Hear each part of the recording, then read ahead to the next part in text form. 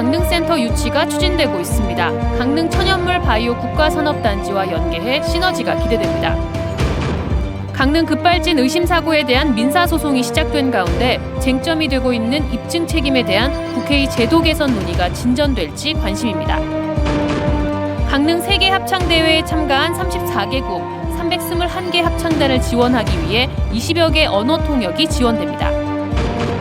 대형 산불이 늘고 있는 가운데 임신부가 산불 연기에 노출되면 신생아 체중이 감소한다는 연구 결과가 나왔습니다. 안녕하십니까. 뉴스데스크 강원입니다. 식품 분야를 연구하는 국내 유일의 정부 출연 연구기관 한국식품연구원의 강릉센터 유치가 추진되고 있습니다.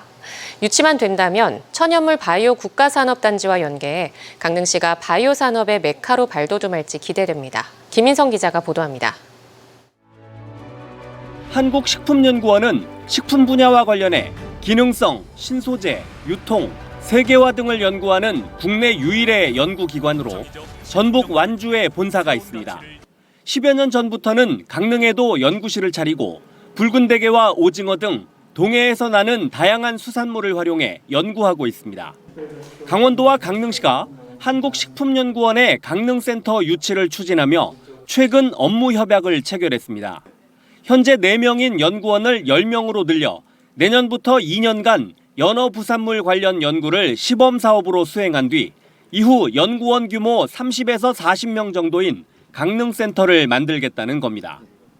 강원도와 강릉시 서로 잘 협력을 해서 저희도 어떤 이 강원도의 어떤 수산식품 발전에 저희가 보탬이 되도록 많은 노력을 아끼지 않겠습니다.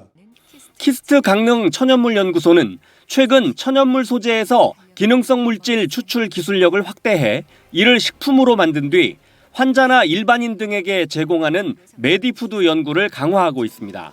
한국식품연구원 강릉센터가 올 경우 두 기관의 연구가 시너지를 낼 전망입니다.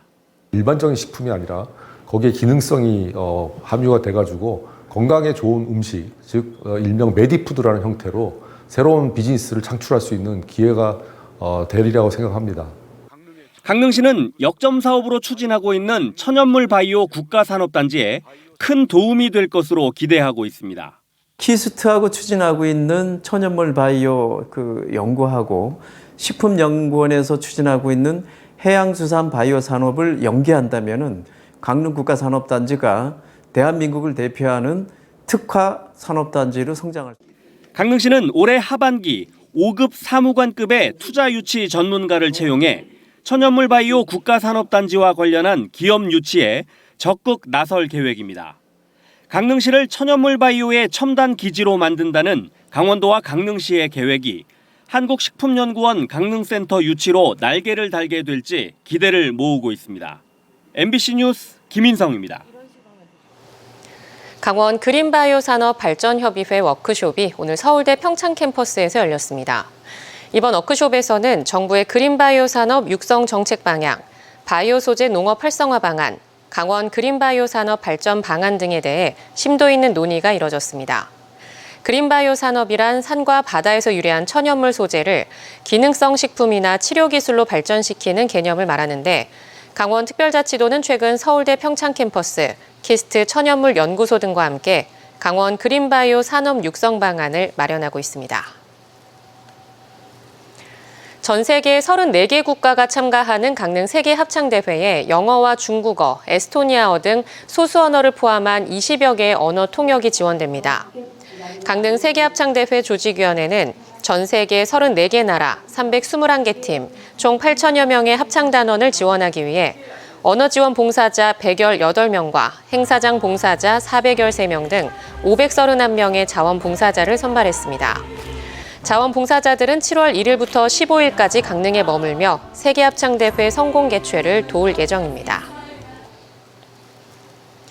지난해 12월 강릉에서 자동차가 지하 통로로 추락해 12살 어린이가 숨지는 사고가 있었습니다. 유족들은 차량 결함으로 인한 급발진 사고라며 소송을 진행 중인데요. 급발진 의심 사고의 입증 책임 논란과 관련 제도 개선 등에 대한 여론이 뜨겁습니다. 홍한표 기자가 보도합니다. 차량 한 대가 하얀 연기를 내뿜은 채 달립니다. 추돌 사고를 내고도 600m쯤 계속 달리다 왕복 6차선 도로를 날아 지하 통로로 추락했습니다. 당시 운전대를 잡은 할머니는 뒷좌석에 탄 손자 이름을 애타게 불렀지만 12살 도현이는 그 자리에서 숨졌습니다. 지난해 12월 강릉에서 일어난 급발진 의심 사고입니다. 브레이크를 이제 밟았는데 그게 잘 안 되더라고. 그 생각만 하면 막. 유가족은 차량 결함으로 인한 급발진 사고라며 자동차 제조사를 상대로 손해배상 청구 소송을 진행 중입니다. 사고 차량이 연기와 액체를 뿜으며 달렸고 엔진 소리 역시 정상 주행 차량과 다르다는 겁니다. 또 사고 기록 장치 EDR의 기록에는 운전자가 30초 이상 가속 페달을 밟았다며 상식적이지 않다고 주장했습니다. 전방 추돌 경고음이 울려서 블랙박스에 녹음이 돼 있는데도 불구하고 자동 긴급 제동 장치 AB가 작동하지 않은 것에 대해서 여기에 EDR의 저장 시간이 5초뿐인 것도 문제가 되고 있습니다. 5초로 차량 결함을 확인할 수 있다면 어디까지 확인할 수 있는 것이고 또 못하는 범위가 있다면 어떤 것은 우리가 또 놓치고 있는 겁니까? 제동력, 온, 오프밖에 안 나와 있어요. 그러니까 밟았느냐 안 밟았느냐 이것만 나오는 거죠. 근데 운전자를 밟았다고 하잖아요. 그런데 그거 만약에 온, 오프가 아니라 프로테지로 바뀌었어야죠. 예를 들어서 0%부터 100%까지 얼마 정도 힘으로 강하게 밟았느냐. 당시 사고로 아들을 잃은 아빠는 국회 홈페이지 국민동의청원에 글을 올렸고 5만 명의 동의를 받아 국회 정무위원회에 회부됐습니다. 현행 제조물 책임법에 따르면 차량 결함 입증은 사고 당사자의 몫인데 자동차 제조사가 급발진 의심 차량의 결함 여부를 입증해야 한다는 것이 골자입니다. 배가 이렇게 쭉 지나가고 나면 뒤에 물길이 금방 사라지듯이 이 소프트웨어 오류는 찾을 수가 없다고 많은 전문가분들이 얘기하시거든요. 그걸 어떻게 비전문가인 우리가 입증을 할 수 있겠습니까? 국회 차원에서는 제조물 책임법 개정안에 대한 논의가 활발히 진행 중입니다. 보도의 기술 산업에서 입증 책임을 여전히 피해자에게 부담시키는 것 자체가 문제 있다라는 공감대가 형성이 된 것 같고요. 그래서 입법 개정안들이 이런 사건에서는 또는 특수한 제조물의 경우에는 증명 책임을 전환하자라는. MBC 강원영동은 급발진 의심 사고 입증 책임 쟁점을 주제로 시사 프로그램 시사 반장을 제작해 오는 25일 방영할 예정입니다. MBC 뉴스 홍한표입니다.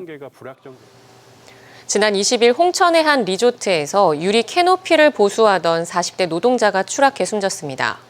최근 3년 동안 120여 명, 한 해 평균 40명 넘는 노동자가 지붕 공사 현장에서 떨어져 숨지는데 대부분 영세한 사업장에 소속된 노동자입니다. 이승영 기자가 취재했습니다. 홍천군 서면의 한 리조트, 유리덮개, 이른바 캐노피 일부가 뻥 뚫려 있습니다. 지난 20일 40대 김모 씨가 이곳에서 보수공사를 하던 중 딛고 있던 유리가 깨지면서 6.5m 아래로 떨어져 숨졌습니다. 반대편에 이쪽 보고 있다가 그 유리 깨지는 소리 나자마자 봤는데 그냥 엎드려져서 떨어졌거든요.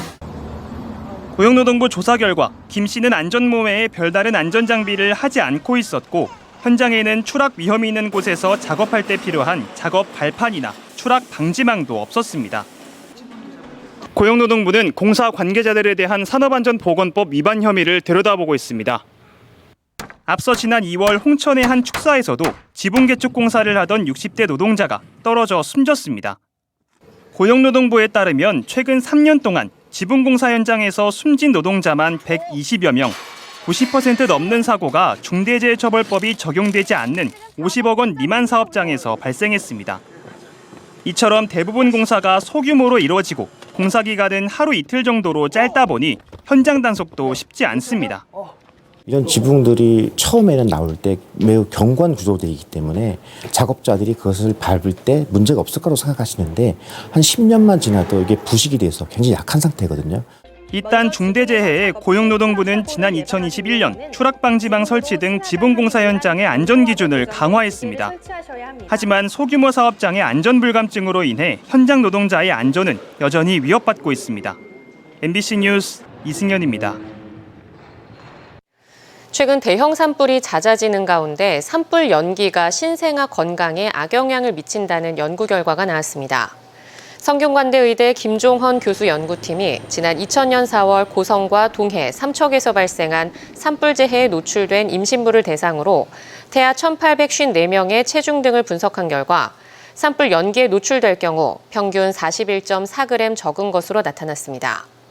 임신 기간별로는 1분기 23.2g, 2분기 27g, 3분기 32.5g으로 각각 분석됐습니다. 연구팀은 산불 연기로 태아의 횡격막을 압박해 호흡수 증가를 부르고 정상적인 산소 공급을 방해함으로써 태아의 발달 지연을 초래한다고 덧붙였습니다. 민주노총과 정의당이 신일정밀 전 경영진의 노조 탄압 행위를 인정한 법원 판결에 환영 입장을 밝혔습니다. 이들 단체는 앞으로 지역사회에서 비슷한 노조 탄압 행위가 다시는 자행돼서는 안 된다며 이번 재판 결과가 건전한 노조 활동을 자유롭게 할 수 있는 계기가 되길 희망한다고 덧붙였습니다. 춘천지법 강릉지원은 지난 21일 신일정밀의 전 대표이사 민모 씨에게 노조 탄압과 산업안전보건법 위반 혐의로 징역 1년 6개월에 집행유예 3년 등 전 경영진 3명에게 집행유예와 벌금형을 선고했습니다. 오늘 오전 속초항과 장상 인근 해역에서 악상어와 백상아리로 추정되는 상어 사체가 발견돼 안전사고에 주의가 필요합니다. 속초해경은 오늘 오전 4시 20분쯤 속초항에서 조업 중이던 어선 선원이 몸길이 약 240cm 크기의 악상어 사체를 건져 올렸고 3시간 뒤 속초 장사항에서도 몸길이 195cm 크기의 백상아리로 추정되는 상어 사체가 발견됐다고 밝혔습니다. 한편 어제 삼척 장호항에서도 백상아리 사체가, 지난해 4월 강릉 주문진항 인근 해역에서는 돌묵상어가 발견됐고 같은 달 고성 봉포항 인근에서는 청상아리가 잡히기도 했습니다. 강원뉴스 마칩니다. 시청해주신 여러분 고맙습니다.